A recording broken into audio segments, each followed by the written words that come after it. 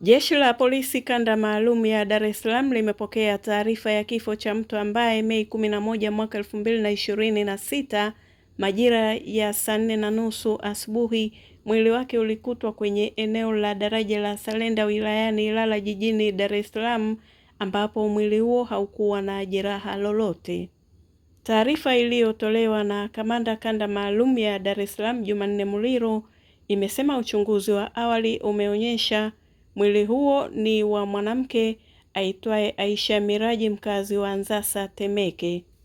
Taarifa hiyo imeongeza kusema kuwa Mei 10 mwaka 2026, Aisha akiwa na wazazi wake akipatiwa matibabu katika hospitali ya taifa Muhimbili kwa maradhi ambayo nyakati tofauti ndani ya miaka 5 yalikuwa yanamsumbua.